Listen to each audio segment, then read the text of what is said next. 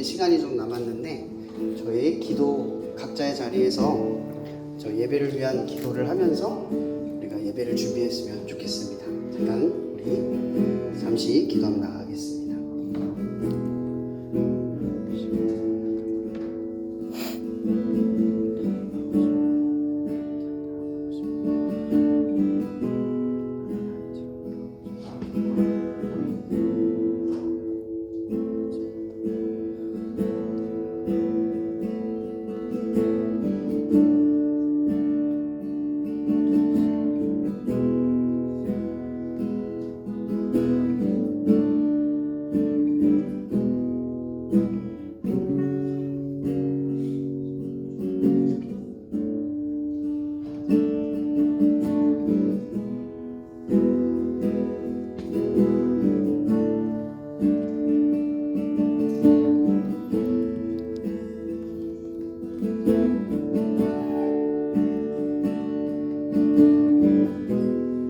할렐루야. 매주 예배를 드릴 때마다 반주 계속 깔아주세요. 매주 예배를 드릴 때마다 늘 그런 마음이 좀 찾아오는 것 같습니다. 내게 좀 편한 방식, 오늘은 조금 편하지 않을까? 내게 좀 쉬운 방식, 자꾸 이런 방향으로 제 마음이 향할 때가 좀 많습니다. 이번 주는 이 정도만 하면 되지 않을까? 이번 주에는 이렇게까지만 하면 되지 않을까? 라는 자꾸 물러섬이 항상 있는 것 같아요. 그럴 때마다 전 제 자신에게 한번 물어볼 때가 있습니다. 이게 최선인가? 여러분, 예배는 항상 최선이어야 되죠. 상황에서 맞춰갈 수도 있고 그 상황에 어울리게 적게 맞춰갈 수도 있지만 제일 중요한 건 그 상황 속에서 내가 최선을 다하고 있는가, 다하고 있지 않은가에 대한 질문이 우리가 하나님 앞에 온전히 섰느냐 안 섰느냐의 질문과 연결이 되는 것 같습니다. 우리 안에는 이렇게 하나님 앞에 설 때마다 이런 타협이 있다면 우리의 삶에서도 얼마나 많은 타협이, 그 순간들이 찾아올지 감히 상상도 할 수 없을 것 같습니다. 이 시간 예배를 드릴 때 우리의 최선을 드리는 그런 예배가 될 수 있었으면 좋겠습니다. 첫 찬양으로는요, 우리 서로 축복하면서 나갔으면 좋겠습니다. 첫 예배이기도 하니까 주변을 보면서 새로운 얼굴들, 또 익숙하지만 내가 칭찬하지 못하고 지적만 했던 나의 그 입술을 이번에는 축복을 하면서 우리가 서로를 바라봤으면 좋겠습니다.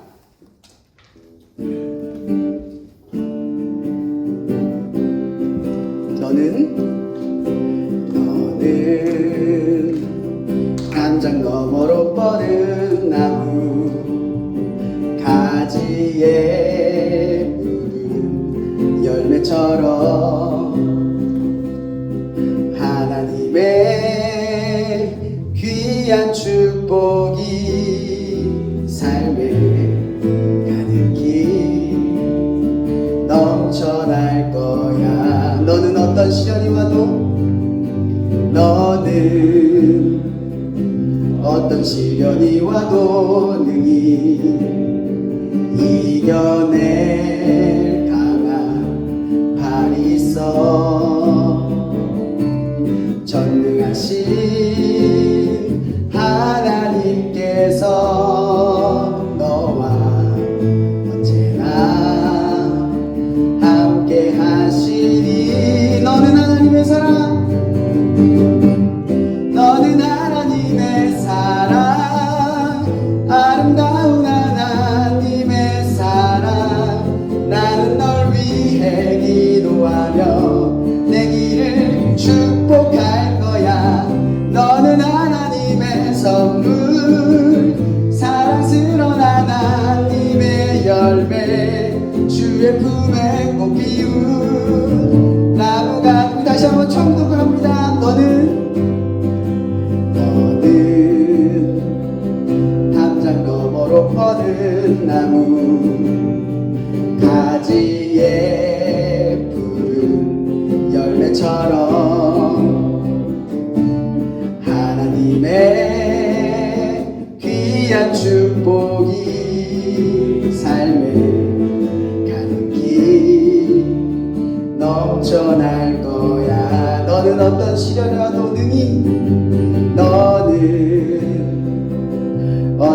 시련이 와도 능히 이겨낼 강한 팔이 있어. 전능하신 하나님께서 너와 언제나 함께 하시니. 너는 하나님의 사랑, 너는 하나님의 사랑, 아름다운 하나님의 사랑. 나는 널 위해 기도하며 내 길을 축복할 거야. 너는 하나님의 선물, 사랑스러운 하나님의 열매, 그의 품에 꽃 피운 나무가 되어. 다시 한번 너는 하나님의 사랑, 아름다운 하나님의 사랑. 나는 널 위해 기도하며 내 길을 축복할 거야. 너는 하나님의 선물, 사랑스러운 하나님의 열매, 주의 품에 꽃 피운 나무가 되어줘.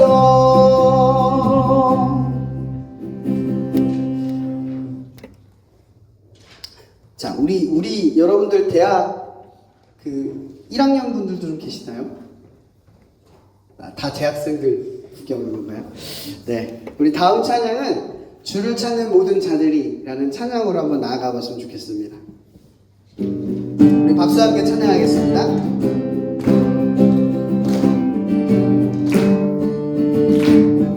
주를 찾는 모든 자들이 주로 말미암아 기뻐하고 즐거워하게 하시며 주의 구원을 사랑하는 자들이 항상 말하기를 하나님은 위대하시다 하게. 다시 한번 주를 찾는 모든 자들이 주로 말미암아 기뻐하고 즐거워하게 하시며 주의 구원을 사랑하는 자들이 항상 말하기를 하나님은 위대하시다 하게. 주는 나의 도움, 나를 건지시느니 여호와여 지체 말고 내게 임하소서. 가난하고 궁핍한 내 마음 가운데 여호와여 속히. 다시 한번 주를 찾는 모든 자들이 주로 말미암아 기뻐하고 즐거워하게 하시며 주의 구원을 사랑하는 자들이 항상 말하기를 하나님은 위대하시다 하게. 주를 찾는 모든 자들이 주로 말미암아 기뻐하고 즐거워하게 하시며 주의 구원을 사랑하는 자들이 항상 말하기를 하나님은 위대하시다 하게. 주는 나의 도움, 나를 건지시느니 여호와여 지체 말고 내게 임하소서. 가난하고 궁핍한 내 마음 가운데 여호와여 속히. 주는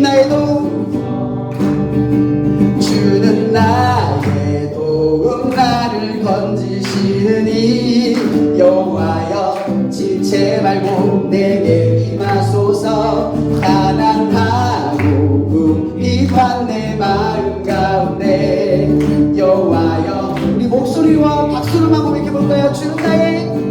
주는 나의 도움, 나를 건지시느니 여호와여 지체 말고 내게 임하소서. 가난하고 궁핍한 내 마음 가운데 여호와여 속히 임하소. 주는 나의 도움, 나를 건지시느니 여호와여 지체 말고 내게 임하소서. 가난하고 궁핍한 내 마음 가운데 여호와여 다시 한번 고백합니다. 주는 나의 도움 나를 건지시니 여호와여 지체 말고 내게 임하소서 가난하고 궁핍한 내 마음 가운데 여호와여 속히 임하소서.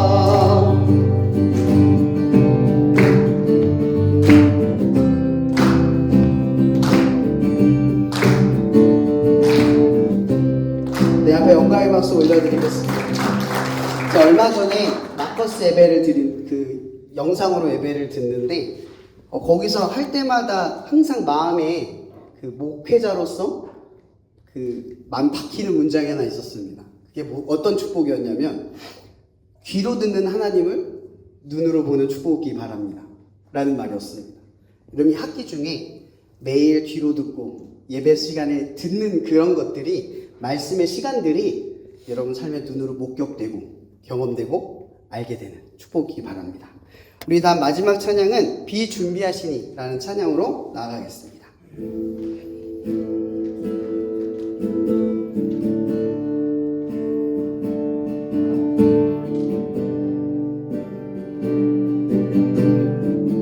우리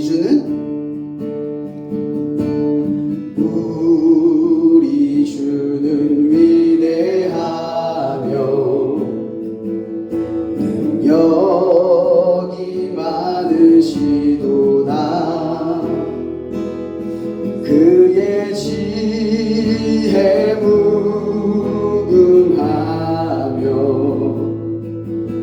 인자는 영원하도다. 상한 자를 고치시며 상처를 싸매시도다. 별들의 수를 세시며 이름을 붙이셨도다. 그가 구름으로 하늘을 덮으시며 땅을 위하여 비준비하시니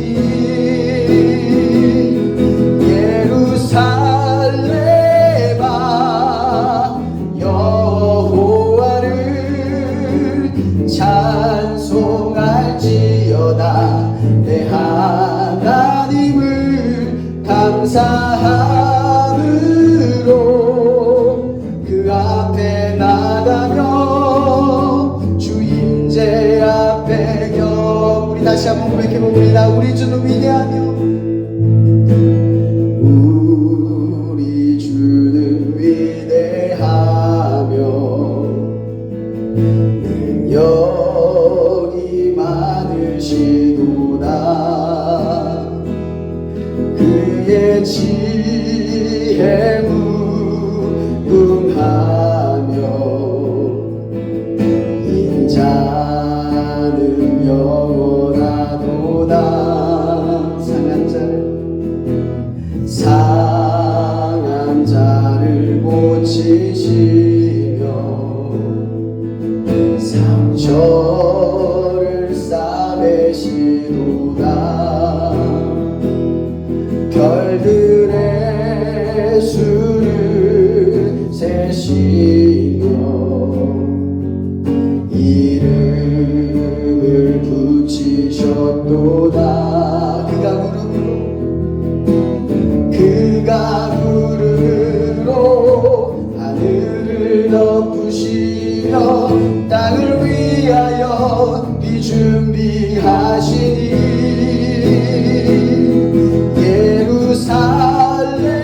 예루살렘아 여호와를 찬송할지어다. 내 하나님을 감사함으로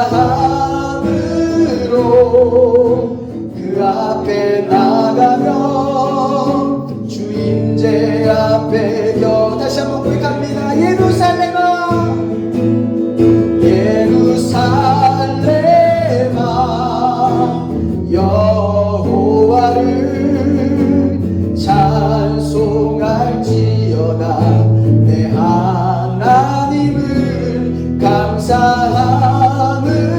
감사함으로 그 앞에 나가며 주임제 앞에 이번에는 우리 목소리로 고백합니다. 예루살렘아 예루살렘아 여호와를 찬송할지어다. 내 하나님을 감사함으로 그 앞에 나가며 주임제 앞에 경배해. 예루살렘아 예루살렘아 여호와를 찬송할지어다. 내 하나님을 감사함으로 그 앞에 나가며 주임제 앞. 우리 다시 한번 더 큰 목소리로 갑니다. 예루살렘아 예루살렘아 여호와를 찬송할지어다. 내 하나님을 감사함으로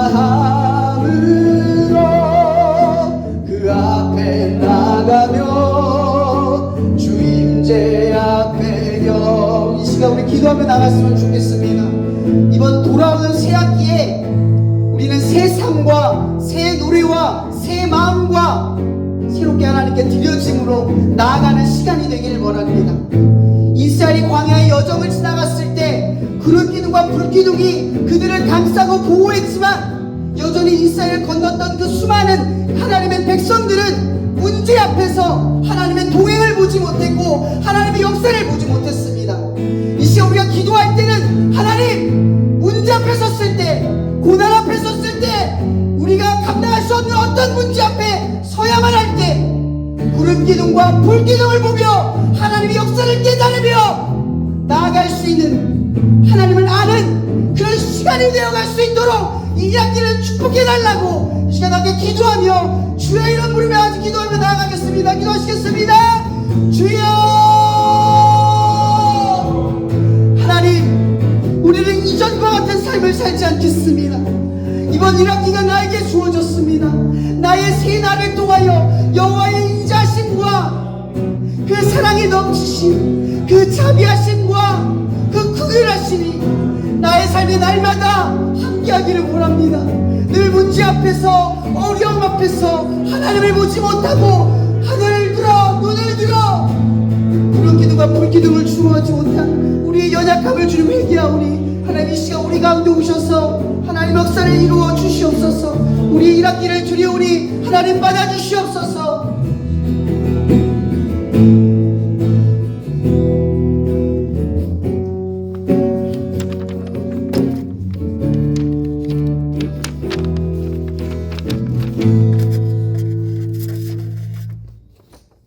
사랑의 아버지 하나님, 오늘도 좋은 날을 주셔서 감사드립니다. 2025년 봄학기를 맞이하여 오늘 첫 캠퍼스 교회 예배를 드립니다.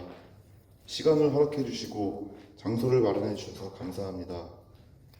하나님 아버지, 올해에도 저희 캠퍼스 교회가 사명을 잘 감당하여 한국교통대학교 내에서 주님을 찾고 만나기를 원하는 학우들이 편안하게 주님께 나아가서 예배드리고 주님을 만나는 장소가 될 수 있도록 인도하여 주시옵소서. 갖가지 세상 매체들에 매몰되어 습관적으로 살아가는 삶 속에서 세속적 가치관이 삶 속에 파고드는지를 인식도 못하고 주님께 가까이 나아가기를 방해하는 시대에 살고 있습니다. 이러한 시대에 매일의 삶에서 알게 모르게 짓는 저희들의 죄를 용서하여 주시옵소서. 이러한 시대를 살아가는 저희 크리스천들이 항상 깨어 기도하며 영적 경계를 게을리하지 않게 하시고 주님이 중심에 계시는 삶을 항상 살아갈 수 있도록 도와주시옵소서.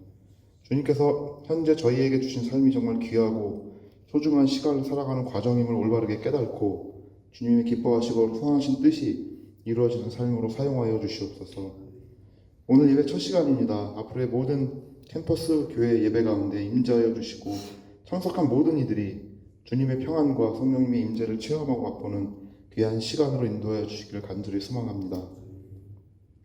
캠퍼스 교회와 예배를 인도하시는 황세현 목사님께 힘과 능력을 주시고 주님의 말씀을 전하시는 가운데 이 자리에 참석하게 되는 모든 이에게 귀한 은혜가 되도록 인도하여 주시옵소서.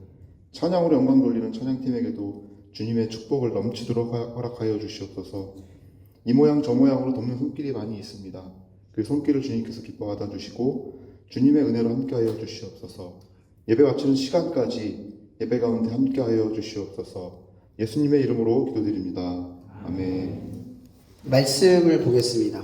네, 말씀은 뒤에 순서지에 나와 있고요. 좀 깁니다. 서로 교독해서 읽도록 하겠습니다. 자, 어떤 사람이 다윗이 한 말을 듣고 그것을 사울에게 전하였으므로 사울이 다윗을 부른지라.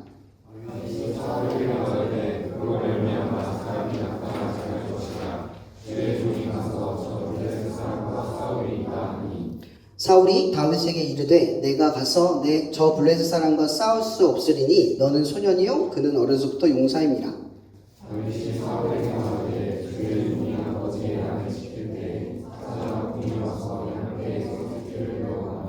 내가 따라가서 그것을 치고 그 입에서 새끼를 건져내었고 그것이 일어나 나를 해하고자 하면 내가 그 수염을 잡고 그것을 쳐 죽였나이다.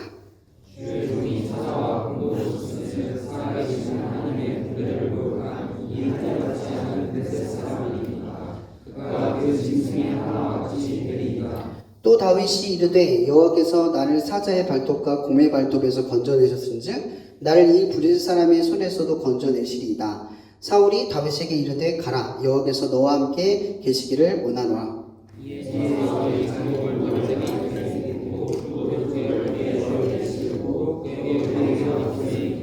다윗이 칼을 군복 위에 차고는 익숙하지 못함으로 시험적으로 걸어보다가 사울에게 말하되 익숙하지 못하니 이것을 입고 가지 못하겠나이다 하고 곧 벗고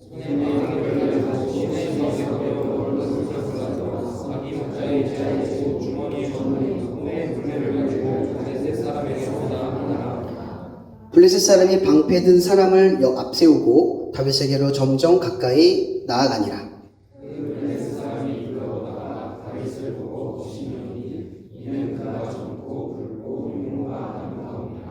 블레셋 사람이 다윗에게 이르되 내가 나를 개로 여기고 막대기를 가지고 내게 나왔느냐 하고 그의 신들의 이름으로 다윗을 저주하고 블레셋 사람이 또 다윗에게 이르되 내게로 오라 내가 내 살을 공중의 새들과 들짐승에게 주리라. 다윗이 블레셋 사람에게 이르되 너는 칼과 창과 단창으로 내게 오거니와 나는 만군의 여호와의 이름 곧 내가 모욕하는 이스라엘 군대의 하나님의 이름으로 내게 나아가노라.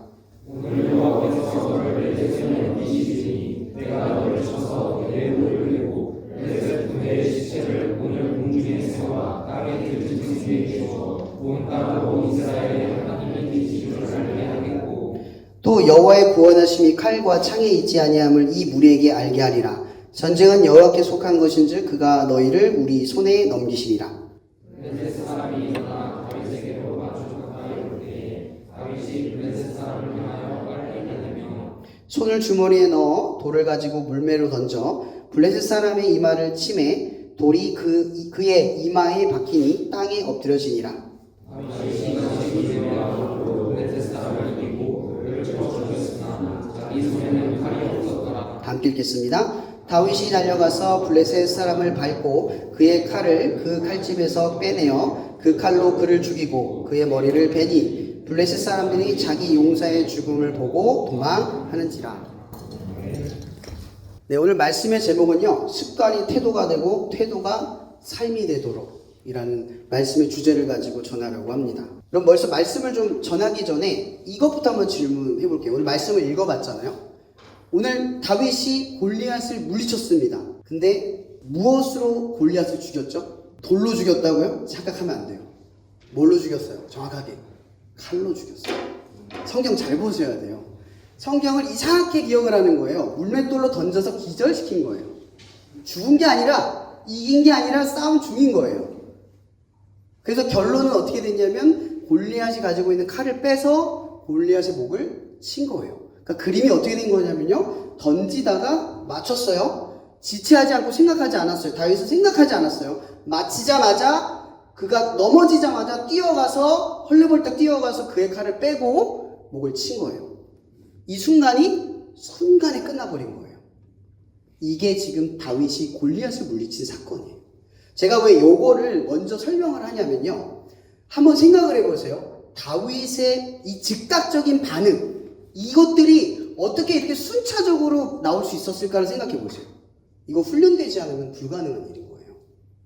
이건 무언가의 체험과 경험, 이걸 뛰어넘어서요, 인지하자마자 반응하는 정도인 거죠. 축구선수가 그 왜 가끔 보면은 그 인터뷰할 때, 그 아나운서가 인터뷰하고 있는데, 캐스터가 인터뷰할 때, 공이 날라오면 갑자기 여수고 쳤잖아요. 그죠? 그냥 나도 모르게 가는 거예요. 이걸 하려고 운동을 연습을 하는 거죠. 연습을 이루려고 하는 거예요. 찬양을 할 때 전 많이 틀리거든요. 근데 왜 틀리는지는 알아요. 연습을 많이 하면 안 틀려요. 진짜. 저는 연습의 중요성을 알아요. 연습을 안 해서 틀리는 거예요. 왜냐하면 저희가 그 1년에 한 번씩 청소년 친구들이 바라크 집회라는 걸 해요. 근데 이 친구들이 기도 모임 출신인데 찬양을 이렇게 무대 앞에 서본 적이 없잖아요. 얼마나 무섭고 떨려요. 그래서 그 친구들이 한 달 내내 연습을 하다가 어떤 결과가 일어나냐면 가사를 외워요. 순서를 머리로 통으로 외워요. 그러니까 나중에 악보를 안 봐요. 그 정도로 연습을 하면 실수를 안 해요. 왜냐하면 그 연습은요, 외우는 연습이 아니에요. 외우는 연습은 연습이라고 하면 안 돼요. 즉각적이어야 되는 거예요. 가사가 여기가 나오면 그 다음 가사가 나올 정도의 기억력인 거죠. 기억을 하는 순간 틀려요.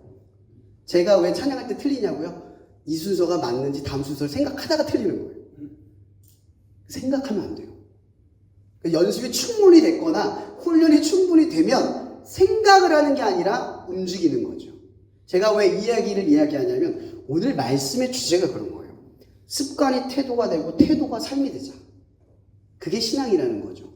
생각해서 기도하는 게 아니라 반응해서 기도하는 거예요.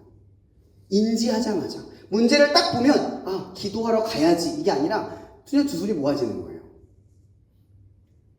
내가 어떤 문제가 딱 섰을 때 내 생각을 먼저 판단하는 사람들이 즉각적으로 훈련이 되어 있으면 내 생각을 먼저 끄집어내거나 네이버를 찾거나 유튜버를 찾겠죠. 즉각적인 반응인 거예요. 근데 하나님 앞에 훈련된 사람들은 어떻게 하는지 여러분들이 제가 전하지 않아도 여러분 스스로가 알아요. 그래서 제가 오늘 맨 첫 서두에 다윗이 지금 골리앗을 물리친 이 장면이 얼마나 즉각적이고 순식간에 일어난 장면인지를 먼저 말씀드리는 거예요. 제가 얼마 전에 어떤 친구의 상담을 들었어요. 그 친구가 이런 얘기를 하는 거예요. 목사님,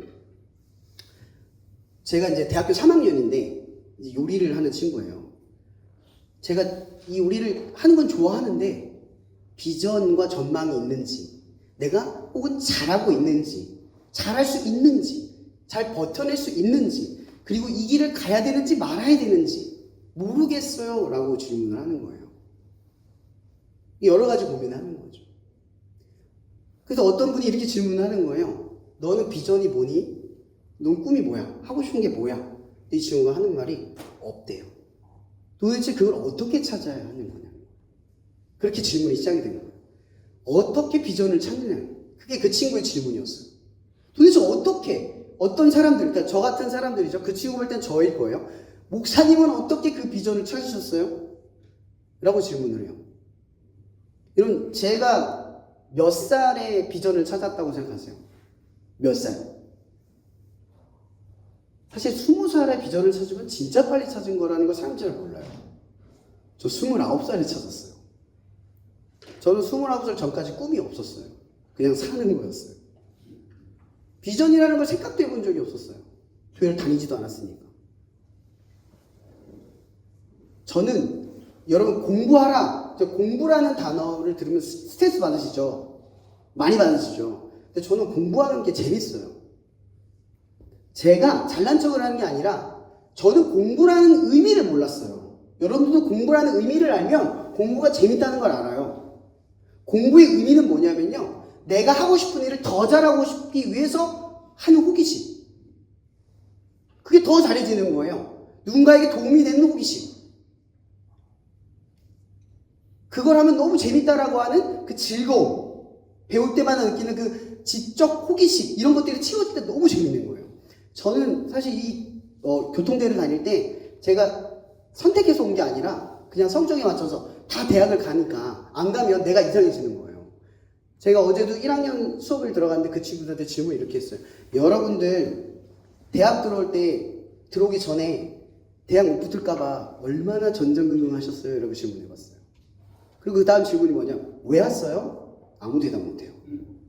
이게 무슨 얘기인 줄 아세요? 대학을 왜 왔는지는 모르지만 남들이 가니까 내가 안 가면 이상해서 온 거예요. 이게 어떤 기준인 줄 아시겠어요? 이건 비전이 아니에요. 우리는 비전을 뭔가 확실하고 분명한 거라고 생각을 해요. 그리고 장엄하고 거창하고 중요한 것이라고 생각한다고요. 여러분, 비전은 그렇지 않아요. 비전이라는 어원은 뭐냐면 시력이라는 뜻이에요. 시력. 보는 눈에 힘이 있는 거죠. 보는 눈에 힘. 어떤 사람은 2.0으로 태어나요. 어떤 사람은 마이너스로도 태어나요. 어떤 사람에게 비전은 타고난 것일 수도 있고 타고나지 않은 것일 수도 있어요. 어떤 사람은 갑자기 눈이 튀어질 수도 있고 수술한 뒤에 생겨날 수도 있어요. 이게 시력이라는 뜻이에요. 그러니까 이 비전이라고 하는 건요, 모든 사람들에게 공평한 시간대에 공평한 삶에 나타나는 증상이 아니라 그냥 하나님의 때에 우리도 모르는 순간에 우리에게 부여하시는 사건이라는 거예요. 제가 공부를 아까 왜 재밌냐고 했냐면 저는 목사가 될 때 인터뷰를 할 때 이런 얘기를 했어요. 목사가 왜 되려고 하십니까? 그러면 이제 다른 사람들 막 비전을 받아서 하나님 뭘 하기를 바라고 이런 얘기를 하거든요. 저는 좀 제가 또라이인지는 모르겠지만 그냥 담담하게 얘기했어요. 거짓말이 아니니까. 하고 싶어서요. 재밌을 것 같아서요. 라고 얘기했어요. 다른 게 없었어요. 왜 제가 이렇게 얘기했냐면, 이런 자신감이 있었냐면, 나는 하나님이요, 제 마음에 역사하신다고 믿었거든요. 이 일을 즐겁게 하신다면 이것도 하나님이 주신 건데, 이게 비전이고 이게 방향인데, 이걸 놓치고 싶지 않은 거예요. 하나님은 모든 사람에게 똑같이 어떻게 확실한 방향으로 주시는 게 아니라, 마음으로 주실 수 있는 분이니까, 이 마음을 누가 주셨을까를 추적해 보니까, 이건 내 안에선 도저히 나올 수 없는 답인 거예요. 저는 신학대학원 다닐 때 너무 재밌게 공부를 했어요. 너무 재밌게. 그러니까 그 전에 공부했던 거는 내가 하고 싶어서, 배우고 싶어서, 호기심이 생겨서, 비전이 있어서 한 게 아니라 비전이 생기고 나니까 공부가 재밌는 거예요. 그러니까 여러분들이 지금 잘못 알고 있는 게 뭐냐면 공부라는 건 원래 재밌지만 비전이 없어서 그런 거예요. 공부라는 것에 의미를 못 찾아서 그런 거죠. 왜 해야 하는지. 그걸 찾은 게 핵심이라는 거예요. 그럼 비전이 없는 사람은 어떻게 해야 될까요? 이 친구의 질문은 그거예요. 나는 지금 비전이 없는데 어떻게 살아야 합니까? 어떻게 해야 돼요, 목사님? 이렇게 질문하는 거죠. 여러분, 비전이 없으면 못 사나요? 이렇게 질문하면 어때요? 여러분, 오늘 다윗의 이야기로 출발했잖아요. 이 다윗의 이야기를 한번 볼게요. 다윗이 양을 지키기 위해 곰과 사자와 싸웠다고 하잖아요. 그죠? 이 성경에서는 그의 나이가 정확하게 나오지 않지만 대략 10살에서 13살쯤으로 요약을 해요. 여러분, 초등학교 6학년이 사자와 곰과 싸웠다고요. 뭘 지키기 위해서? 양을 지키기 위해서. 근데 이렇게 한번 생각해 볼게요. 아버지가 다윗을 중요하게 여겼을까요? 이것만 봐도? 죽어도 상관없는 아들이었다는 뜻이에요. 다윗이. 근데 누가 그 일을 맡겼어요? 아버지가. 근데 양을 맡기는 일이 중요한 일입니까? 양을 기르는 게? 중요하지 않으니까 시킨 거죠. 그죠? 근데 다윗을 보세요. 다윗은 지금 양을 지키다가 자기가 죽을 수 있잖아요. 그러면 이 13살 나이, 10에서 13살 정도 나이였으면 만약에 곰과 사자가 이 양을 찢기기에 오면 여러분 같으면 어떻게 하겠어요? 지키기 위해 싸우겠어요? 아니면 도망치겠어요? 저는 도망칩니다. 그 정도의 담력은 없어요. 근데 오늘 다윗이 뭐라고 얘기하냐면 자기는 싸웠대요. 왜 싸웠을까? 저는 이런 질문을 해봐요. 아까 제가 했죠? 양치는 일은 대단하거나 특별하거나 하나님의 엄청 위대한 역사의 한 부분처럼 느껴지지 않아요. 그죠? 다윗이 왜 목숨을 걸어가면서 아버지가 시킨 이 일을 해야만 했을까? 아니, 왜 했을까요? 이게 핵심인 거예요. 근데 오늘 본문 말씀에 나오죠. 왜 했대요? 성경에서는 이게 표현되어져요. 왜 했대요? 이게 하나님이 주신 뭐라고 생각해서? 사명이라고 생각해서 한 거예요. 양을 지키는 게 하나님이 내게 준 거예요. 아버지가 나한테 시켰고 이 일은 막중하고 내가 감당할 수 없는 일이지만 이게 뭐예요? 하나님이 내게 준 일이라는 거죠. 이게 비전이라는 거예요. 비전. 여러분들 중요한 일에는 열심히 하고 중요하지 않은 일은 열심히 안 하잖아요. 남들이 인정하는 일에는 열심히 하지만 남들이 인정하지 않는 일에는 다가서지 않잖아요. 그렇죠? 이 다윗을 보세요. 아무도 인정하지 않고 아무도 기대하지 않아요. 그럼 다윗이 수없이 그 사자와 곰과 싸웠을 때 부모가 칭찬했을 것 같아요? 성경에? 당연한 일인데 칭찬을 했을까요?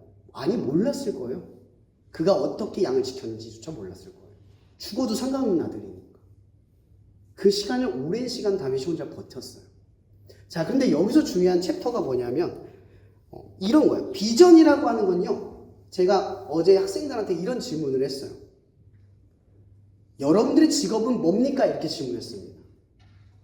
거기는 학생들이 뭐라고 대답했겠어요? 학생이요 라고 대답했겠죠. 그럼 학생으로서 최선을 다하는 게 뭡니까? 이렇게 물어봤어요. 공부하는 거요. 이렇게 얘기했어요. 야, 여러분들에게 말하고 싶은 거예요. 비전이라는 게 뭐예요?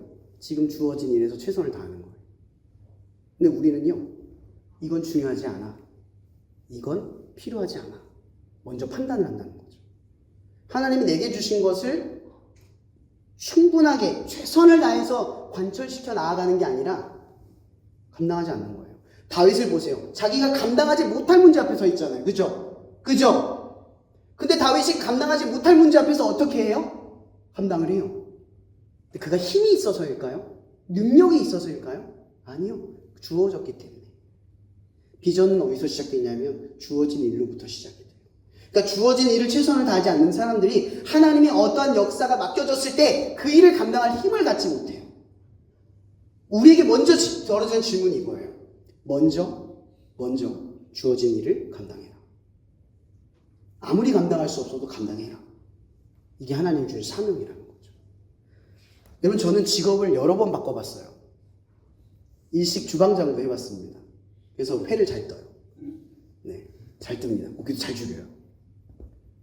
2년 동안 일을 했어요. 학비 모으려고. 전 또 사진관에서 일도 해봤습니다. 출사를 나가서 수학여행 사진도 찍고요. 가족 사진도 찍어보고요. 심지어 돌사진 이런 것도 가봤습니다. 결혼식만 못하고 끝냈어요. 왜냐면 주일에 일을 하라고 해서 그만뒀습니다. 그래서 결혼식만 못 배우고 끝났어요. 그리고 또 하나가 뭐냐면 전 신급이 교사를 했어요. 신급이 교사, 방문교사 그것도 했습니다. 근데 제가 왜 이 이야기를 먼저 하냐면요, 저는요 사실 사회생활을 해본 적이 없었어요. 근데 이 주방장의 일을 하면서 얼마나 힘들었냐면 제가 그 당시에 신용불량자였습니다. 그래서 외노자보다 못한 대우를 받았어요. 한 달에 12시간씩 근무하고 한 달에 2번 쉬었어요. 월급은 최저시급으로 계산해서 주휴수당 없이 80만 원이었습니다. 그 당시 되게 낮았거든요. 턱없이 부족한 돈이었어요. 근데 제가 그때 신앙생활을 시작했어요. 예수를 믿게 됐다고. 신용불량자이고 힘든 상황이었는데 그 80만 원 받으면서도 하나님 믿었어요. 그래서 믿기를 시작하면서부터 저는요, 누가 시키지 않았지만 하나님이 주신 이 교회의 룰을 다 지켰어요. 11조 내는 거, 헌금 내는 거 하나도 뺀 적 없어요. 80만 원에서 다 쪼개면 뭐가 남겠어요? 아무것도 없어요. 아무것도 없었다. 학비를 모을 수 있을까 계산을 해봐도 학비가 안 나와요. 계산이 안 나와. 근데 믿었어요. 냈어요. 그 당시에 뭘 받기 위해서 한 게 아니라 하나님을 믿었어요. 그분을 믿을 수밖에 없는 상황이었거든요. 신용불량자가 뭘 믿을 수 있겠어요? 내 인생에 비전이 안 느껴지는데 하나님을 본 거예요. 그때 당시에. 근데 어떤 기적이라는 줄 아세요? 제가 그 당시에 어떤 분의 얘기를 듣고 그 당시 점시 펀드를 들었는데 한 달에 50만 원이나 저축했어요. 저는 돈을 쓰질 않았어요. 다 새끼를 그냥 식당에서 해결하고 옷도 안 사입었어요. 2년 동안 체육복 하나만 입고 돌아가면서 계속 입었거든요. 어쨌든 그렇게 해서 2년을 보냈는데 거짓말 하나도 안 하고요. 그게 200%로 뭐라고 하죠? 수익률이 나가지고 550만 원씩 2년을 적금을 들었잖아요. 1,500이 넘어버린 거예요. 할렐루야. 놀랬어요, 저는. 이게 말도 안 돼요. 제가 월급을 적게 받았잖아요. 근데 하나님이 그걸 2배로 펌핑했어요. 못 받은 돈을 채워주신 거예요. 저 그때 하나님 느꼈어요. 그 두 번째는 뭐냐면 사진 작가였어요. 그러면 저는요, 첫 연애가 26살이었어요. 여자들 앞에 서면 말을 못했습니다. 이렇게 남들 앞에 선다는 건 상상할 수 없는 일이에요. 저는 원래 그런 사람이었어요. 근데 사진관을 하니까, 사진사라니까 저는 먹고 살아야 되잖아요. 일을 하려고 하니까 말을 걸려요. 사람들 앞에서 저 돌사진 할 때 제일 많이 했던 게 이거예요. 되게 쑥스러운 건데 이걸 어떻게 하는데 딱 이렇게 하다 보면 아이들이 딴 데를 보잖아요. 근데 돌사진 할 땐 아이들이 사진을 봐야 돼요. 그래서 이렇게 찍다 보면 이걸 해줘야 돼요. 되게 민망해요. 근데 이걸 계속했어요. 지금 익숙합니다. 지금도 가끔 사진 찍을 때 남들 웃겨줄 때 여기 보세요. 하는 건데 다 웃으면서 저를 봐요. 지금은 익숙해졌지만 그 당시엔 너무 힘들었어요. 나한테는 감당할 수 있는 일이 아니었어요. 자, 그 다음에 했던 게 뭐냐면 싱글빅 교사. 여러분, 저는 남의 집에 들어가는 게 너무 싫어요. 낯선 사람이 사는 집에 가가지고 말하는 게 너무 힘들어요. 근데 이 일을 시작했는데 제일 어려운 게 뭐겠어요? 처음 만난 학부모와 처음 만난 아이와 이야기를 해야 돼요. 너무 불편해요. 너무 힘들어. 매번 다른 공간. 하루에 10개 수업을 하면요, 계속 다른 집을 다니면서 다른 아이를 만나는데 다른 학부모님과 이야기를 나눠야 돼요. 얼마나 낯가림이 심한 저에게, 사회생활이 부족한 저에게 얼마나 힘든 일이겠어요. 지나고 나니까요, 어떤 일이 일어나냐면, 제가 지금 목사가 될 때 다 필요한 일이 되는 거예요. 앞에 설 때의 담대함. 저는 어제 첫 강의 끝나고 지금 몸이 아픕니다. 지금 굉장히 다운이 됐어요. 제 첫 설교할 때 유경련으로 응급실에 갔습니다. 저는 설 때는 티가 안 나는데요, 제 몸이 이 낯섦을 알아요. 적응을 못합니다. 근데 신기한 건요, 내 몸이 그렇다는 건 나는 그런 사람인데 그 감당할 수 없는 일 앞에서 설 수 있는 힘을 배우게 돼요. 그래서 제가 처음 목사가 되고 나서 사진관에서 했던 일이 이렇게 도움이 되고요. 지금은 기도 모임을 하거든요. 그럼 교회에서 목사님들은 정해진 공간 안에서 정해진 성도를 만나서 낯설지가 않아요. 훈련이 되고 나면. 근데 저는 매번 낯설어요. 여기 갔다가요, 대형고 갔다가, 뭐 공고 갔다가, 여기 학교 저기 학교 가고, 지금 뭐 강의 여기저기 가면 무서워요. 제가 편할 것 같죠? 저는 항상 낯설고 잘할 수 있을까? 잘하고 있는 걸까? 이 질문이 제 안에서 끝나지를 않아요. 근데 이게 방문교사라면서 극복이 되는 거예요. 전 몰랐어요. 감당하는 일, 작은 이 주어진 일을 통해서 우리가 생각해보면 그 시간대가 별 볼 일 없고 특별하지 않다고 여기지만 그 시간이 가장 중요한 여러분들이 바라보는 그 시간을 만들어내고 있다는 걸 우리는 알아야 한다는 거예요. 그래서 제가 이 이야기를 하는 거예요. 첫 번째 챕터가 뭐냐면 이겁니다. 우리는 무엇에 반응하는 사람인가? 무엇에 반응하는 사람인가? 여러분, 다윗이라는 사람은요, 굉장히 순종적인 사람이에요. 그죠? 아버지가 시켰는데 감당할 수 없는 일을 순종적으로 감당하는 사람이 다윗이에요. 성경의 기록에 의하면 나오진 않지만 다윗이 아버지에게 불순종하거나 그의 일을 감당하기 위해서 회피를 하는 그런 어떤 이야기도 없어요. 근데 다윗이 분노하지 않는 사람이란 말이에요. 어떤 그 부당하고 이해할 수 없는 일 앞에서도 분노하지 않는 사람이에요. 근데 다윗이 어디에 분노합니까? 오늘 성경이 어디에 분노해요? 여호와의 이름이 모욕을 당하는 일에 분노해요. 분노해요.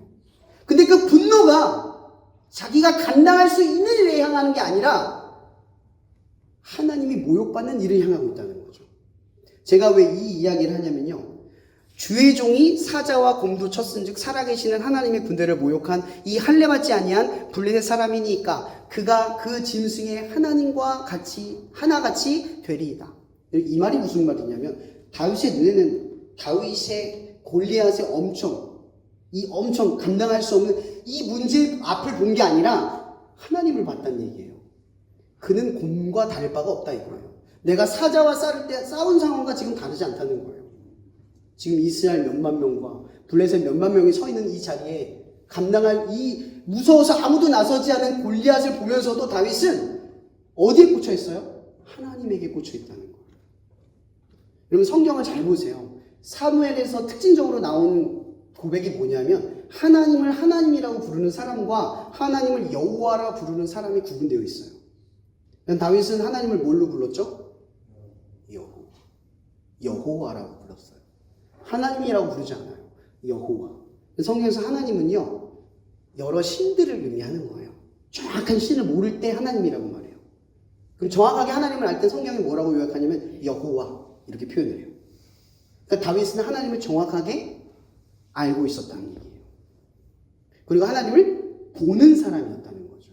그래서 오늘의 위기가 찾아왔을 때 이 다윗은 골리앗의 이야기를 들은 게 아니라 골리앗이 한 말만 들은 거예요. 그 말이 뭐예요? 여호와. 여호와. 다윗의 꽂힌 반응은요, 여호와 이거 하나예요. 지금 감당할 수 없는, 지금 골리앗 앞에 서야 돼요, 다윗이 지금. 근데 이 다윗은 골리앗 앞에 섰을 때 골리앗이 보이는 게 아니라 하나님이 보이는 거예요. 여호와의 이름으로 지금 이 일을 내가 해내야 되는 것만 보이는 거예요. 다른 게 안 보여요. 여러분들도 여러분의 삶에 감당할 수 없는 문제가 있었을 때 하나님이 먼저 보이세요? 아니면 문제가 먼저 보이세요? 제가 얘기했죠. 인지적 반응의 문제예요. 문제를 볼 때마다 여호와를 떠올리는 사람과 문제를 볼 때마다 문제가 보이는 사람이 달라요. 문제를 해결하는 능력이 다른 거예요. 여러분, 여기서 우리가 중요한 건 뭐냐면 이 다윗은 즉각적인 반응을 하는 사람이라고 했잖아요. 문제를 딱 봤을 때 문제의 크기를 안 봐요. 이 일에 맡겨짐을 본다는 거죠. 이 일에 맡겨짐. 감당할 수 없음에도 불구하고 이 일에 맡겨짐을 볼 수 있다는 거예요. 여러분, 그리스도인들이라는 건요, 감당할 수 있는 일을 해내는 사람들이 아니라 감당할 수 없는 일을 해내는 사람들이에요. 그래서 세상이 우리를 감당을 못해요. 늘 감당할 수 없는 문제 앞에 서서 하나님의 이름을 드러내거든요. 그래서 우리 그리스도인들이 자주 고백하는 겸손의 고백이 뭐예요? 나는 할 수 없었지만 하나님이 하셨습니다라는 말이에요. 나는 할 수 없는 일인데 하나님이 하실 수 있었다. 이 말은 그리스도인만 할 수 있는 말이에요. 다윗이 할 수 있는 말이었다는 거죠. 여러분, 반응한다는 건 단순히 인지함과 동시에 사고하고 생각한 다음에 행동으로 넘어가는 게 아니라 인지함과 동시에 행동하는 겁니다. 그런데 중요한 건요, 다윗은 거저 이런 사람이 된 게 아니라 오랜 시간 양을 지키기 위해, 남들이 별 볼 일 없다고 여기는 그 일을 해내기 위해, 내게 맡겨진 이 주어진 일을 최선을 다해 감당하기 위해 누구를 의지했다는 얘기예요? 하나님을 의지해서 행동했다는 거예요. 그래서 이 일이 13살 내 나이로는 할 수 없는 일이었다는 걸 알고 있는 거예요. 그러니까 골리앗 앞에 서면 골리앗을 무너뜨리는 건 내가 할 수 있는 일이 아니라 하나님이 할 수 있는 일이라는 걸 다윗은 알고 있었다는 거죠. 이게 즉각적인 반응할 수 있는 다윗의 첫 번째 태도예요. 그래서 여러분에게 질문하고 싶습니다.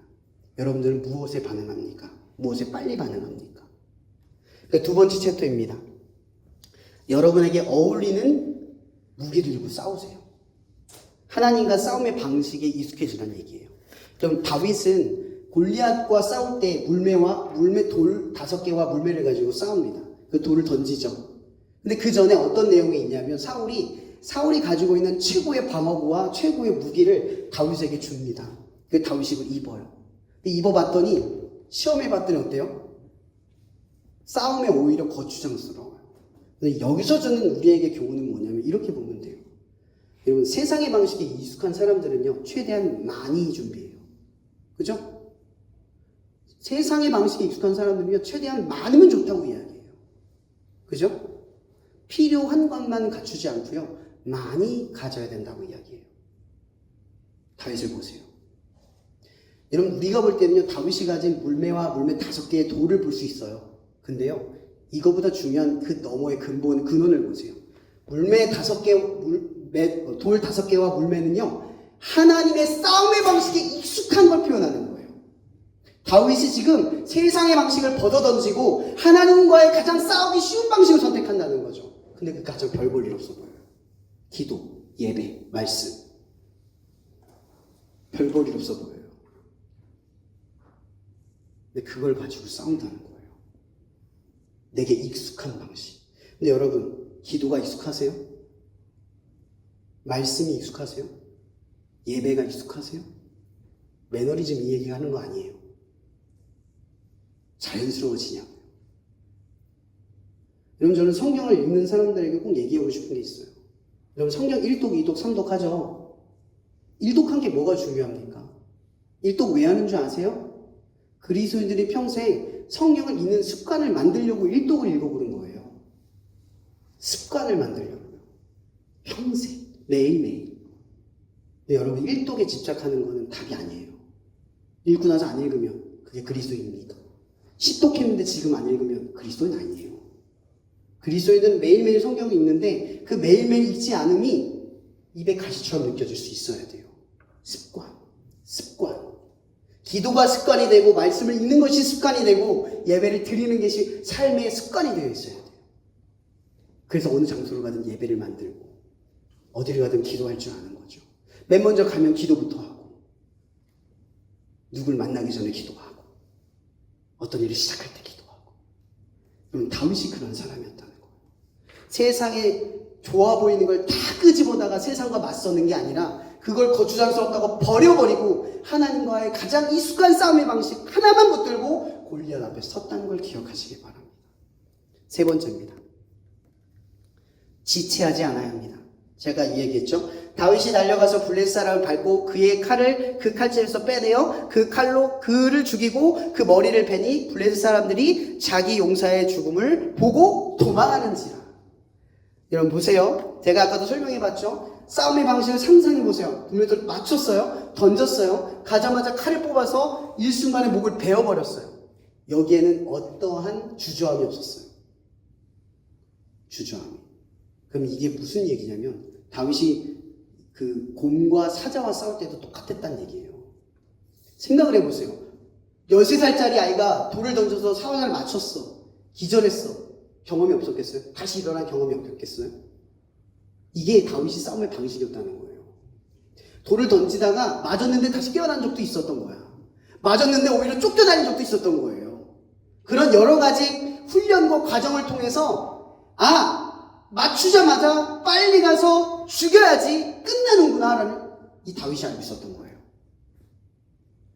여러분 지체하지 않아야 됩니다. 여러분 여기서 제가 지체하지 말라고 하는 건요.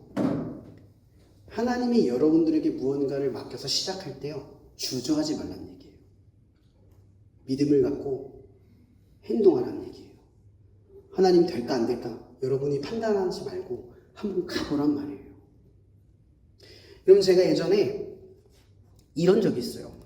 예전에 얘기를 했는데 신학대 들어갈 때 3개월이 부족해서 원서를 못 냈던 적이 있어요. 하나님 기도를 했어요. 하나님 저 가야 돼요. 가고 싶어요. 그냥 속이고 가면 안 돼요. 3개월 어차피 3년에서 3개월 부족한 건데 그냥 속이면 안 돼요. 하나님 뭐라고 하셨겠어요? 그분은 선하시잖아요. 안 된대요.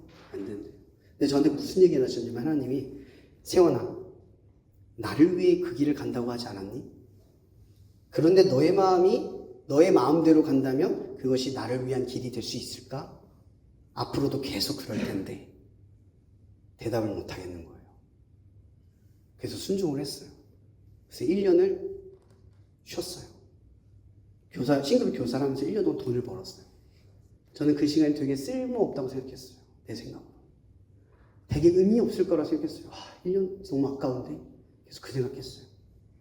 내 나이가 29이니까. 너무 아깝잖아요. 계속 아깝다는 생각을 했어요. 근데 그 당시에 수련목회를 하고 계셨던 목사님 한 분 계셨는데 이분이 선교를 가신다고 수련목 시험을 준비했던 모든 책과 또 자기 여태까지 읽었던 신학대학교를 다니면서 모았던 책을 저한테 선물로 주셨는데 200권을 주셨어요. 근데 저는 그 200권을 받을 때 너무 그 공부를 하고 싶었으니까 감사합니다 이런 식으로 받은 거예요. 근데 제가 1년 동안 뭘 했는 줄 아세요? 신급이 교사를 하면서 그 책을 갖고 다니면서 계속 읽었어요. 방문하기 전에 읽고 제가 눈이 그때 나빠졌어요. 제가 게임할 때도 안 나빠지는 눈이 책 보고 나빠졌어요. 여러분 책 오래 보지 마세요. 눈 나빠져요. 그래서 제가 눈이 나빠진 게 그때예요. 그래서 지금 안경을 쓰고 다니는데 그때 200권을 다 읽었어요. 너무 재밌어서 읽은 거예요. 해야 돼서 읽은 게 아니라. 그러고 입학을 했거든요. 근데 저는 신학대학교를 나오지 않았잖아요. 그럼 신학대학원을 가면 내가 알아듣지 못할 말이 나와야 되잖아요. 그죠? 근데 다 알아들었어요. 할렐루야. 왜 놀랐는 줄 아세요? 내가 쓸데없다고 생각했던 그 1년이 나한테는 제일 중요한 시간이었던 거예요. 그 시간 덕분에 신학대학원 들어갔는데 같이 들어온 신학대학생들보다 제가 더 이해를 잘했어요. 저도 놀랐어요. 하나님은 거저가 없구나. 거저가 없구나. 제가 그러고 나서 나중에 영어 시험을 봤거든요. 저 영어도 한 번도 공부한 적이 없어요. 전 기도했어요. 하나님, 저 어떡해요? 제가 떨어지면은 2학년 진급도 안 되는데 어떡해요? 이렇게 기도를 했어요. 그랬더니 하나님이 해. 네가 할 수 있는 만큼만 해. 이렇게 응답을 하시는 거예요. 전 능력이 없는데 그렇게 말씀하시니까 네, 그럼 할 수 있는 만큼만 할게요. 진짜 할 수 있는 만큼만 했어요. 근데 누가 번역본을 가져왔는데 이 정도 되는 거예요. 근데 이거를 3개월 만에 어떻게 외워요? 이게 가능합니까? 저 일도 했어요. 밤엔, 낮에는 일하고 밤엔 학교 다녔단 말이에요. 시간을 쪼개서 해야 되는 거예요. 이건 불가능해요. 그래서 이 정도만 외웠거든요. 하나님이 하라고 하니까. 열심히 공부했어요, 진짜로. 하라고 하니까. 근데 그 시험을 봤는데 시험이 어디서 나왔는 줄 아세요? 이 정도에서 나왔어요. 다 맞았어요. 왜냐하면 통으로 외웠거든요. 내 무식함의 결정이죠. 머리가 안 좋으니까 몸이 고단했죠. 외웠는데 여기서 나온 거예요. 그때 또 한 번 느꼈어요. 여러분, 근데 신학교를 다닐 때 계속 이런 훈련이 있었어요. 근데 그때부터 뭐가 됐냐면 저는 이게 있습니다. 머리로 판단하질 않아요. 하나님 뭔가를 원할 때, 뭔가를 시작할 때 두세 사람이 시작하든 많이 오든 어떤 일을 할 때 잘 휘둘리지 않아요. 근데 그게 처음부터 된 게 아니라요. 이런 훈련 속에서 된 거예요. 지금은 생각하지 않아요. 하나님 뭔가 맡기고 뭔가 시작을 할 때 생각하지 않아요. 하나님 또 뭐가 있어서 나 이걸 시작하게 하실까라고 생각할 뿐이에요. 하나님이 시작할 땐 다 이유가 있어요. 근데 그걸 알기까지가 오래 걸렸어요. 근데 저는 신학대학교 3학년이 공부만 한 게 아니라 하나님이 그 야지에서 하나님이 나를 훈련시켜서요. 어떤 일을 맡기던 다윗처럼 제가 다윗만큼 위대하다는 게 아니라 다윗처럼 지체함이 사라졌어요. 뭔가 머뭇거림이 사라졌어요. 그냥 하라고 하면 부족해도 하라는구나 라고 생각하고 시작하게 됐어요. 여러분, 제가 여러분에게 이야기하고 싶은 건요. 순종은 훈련 없이 되는 게 아니에요. 순종은 결심이 아닙니다. 내가 지금 마음 먹어서 오늘 말씀에 은혜가 돼서 오늘 말씀 들으니까 내일부터 해야지! 이거는 순종이 아니에요. 순종은요. 하나님의 훈련의 과정을 따라가야 돼요. 인지와 행동 사이에 있는 사고가 빠지기 시작할 때 순종이 일어나요. 이게 하나님을 진짜 믿게 되면 사고가 사라져요. 행동이 생겨나요. 오늘 말씀을 통해서 3가지만 기억하기 바랍니다. 첫 번째, 여러분은 어떤 반응에 익숙하십니까? 두 번째, 여러분은 하나님의 싸움의 방식에 익숙합니까? 세 번째, 지체하지 않는 순종을 배우셨습니까? 그러면 이번 1학기를 통해서 이러한 역사가 여러분에게 경험되길 바랍니다. 아까 제가 이야기했던 것처럼 귀로 들은 하나님을 눈으로 목격하는 그런 1학기가 되기를 축복합니다. 기도하고 마치겠습니다. 잠깐 반주 좀 주시겠어요? 이 시간 잠깐 기도하며 나갔으면 좋겠습니다. 오늘 말씀을 가지고 기도했으면 좋겠는데요. 하나님, 이번에 주어진 1학기를 통해서 정말 하나님이 경험되어지고 또 감당할 수 없는 일을 순종함으로써 순종할 수 있는 훈련을 속에서 순종할 수 있는 사람이 되어질 수 있도록 우리를 끌어가 달라고. 가끔은 포기하고 물러나고 맞서지 못할 때도 있겠지만 골리앗을 볼 때도 있겠지만 하나님을 보며 하나님의 싸움의 방식에 익숙해져가며 순종하는 것이 거부감이 생기지 않는 이 사고가 빠진 행동으로 역사하는 우리의 삶이 되도록 해달라고 이 시간 잠깐 우리 주여 한번 부르며 기도하며 나갔으면 좋겠습니다.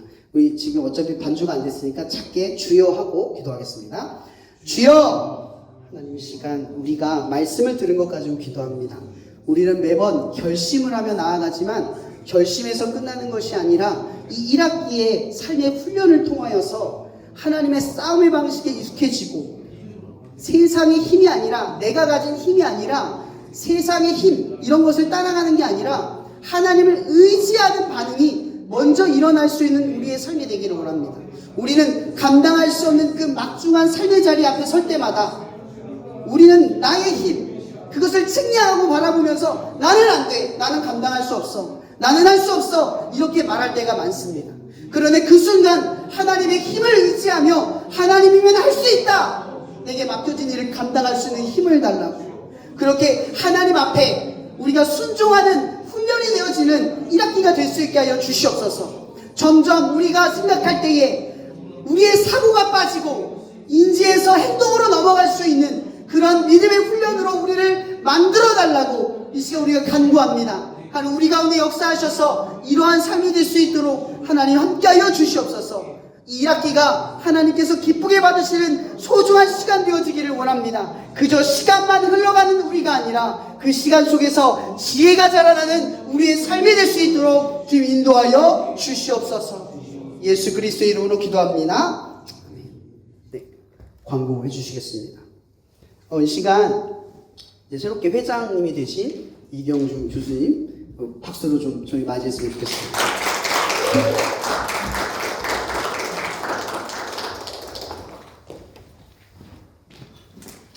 여러분 반갑습니다. 이번에 올해 새롭게 회장직을 맡게 된 도시교통공학과 이경주라고 합니다. 많이 부족한데 하나님께서 올해 또 이렇게 귀한 직분을 맡겨주셔서 많이 부족하지만 기도하면서 지혜 구하면서 열심히 노력해 보겠습니다. 첫 광고라서 조금 익지가 않은데요. 오늘은 제가 광고 말씀을 드리고 다음 주부터는 저희 그 총무를 이제 맡아주신 신소재공학과 강영민 교수님께서 이렇게 광고 말씀드리겠습니다. 첫 번째 광고입니다. 캠퍼스 처치 예배, 오늘 첫 예배를 드렸는데요. 매주 7시 이 자리에서 예배를 매주 화요일날 이 자리에서 7시에 예배를 드리고요.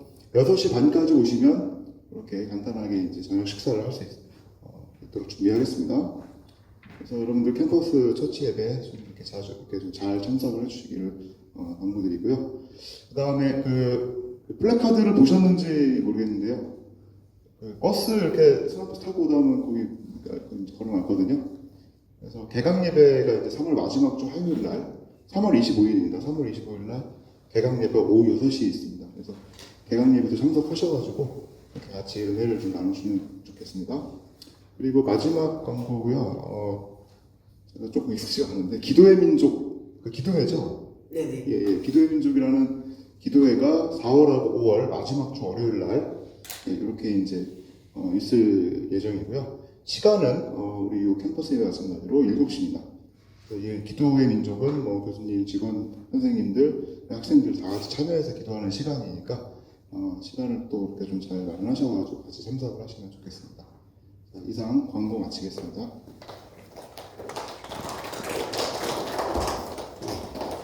저 캠퍼스 처치하면서 회장님 처음으로 세우신 분 처음 봅니다. 이런 일들이 많았으면 좋겠습니다. 다양한 교수님들이 또 회장도 서시고 총무도 서시고 그래서 좀 풍성해지기를 축복합니다. 네, 축도하고 마치겠습니다. 이 시간 우리를 위해서 자신의 모든 것을 내어주시며 다윗의 믿음을 가르쳐주시고 우리에게 또한 가르쳐주실 예수 그리스도의 은혜와 우리를 너무나 사랑하시는 차고 넘치는 하나님의 사랑이 날마다 다윗 오늘 말씀을 통해서 정말 이 태도가 삶으로 변하는 그런 삶을 소망하는 당신의 자녀들 머리머리 위에 언제나 함께 하시고 그 길을 축복하시고 그 길을 위로하시고 격려하실 성령의 교통 역사하심이 항상 역사하시기를 예수 그리스도로 축복하며 기도합나이다. 아멘. 네, 감사합니다. 이것으로 예배를 마치도록 하겠습니다. 또 간식이 좀 부족하신 분들은 앞에 남은 김밥 가져가셔도 되고요. 오늘 나눔을 하시나요? 없어요. 다음 주부터는 하시나요? 나눔을 하긴 했는데 예, 지금 나눔 시간은 여러분들이 시간이 되면 하시면 되고요. 좀 시간이 부족하다라면 가셔도 상관은 없습니다. 교수님들이 좀 자리를 짜주셔서 한 4그룹으로 하면 좋을 것 같습니다. 지금 계시죠? 이경주 교수님, 강민 교수님, 김효 교수님 가셨군요. 그리고 그 임정수 교수님 세 분이 그럼 나누는 걸로 할까요? 어떻게 할까요? 모병득 간사님도 계시니까 이게 4조로 나눠서 할까요?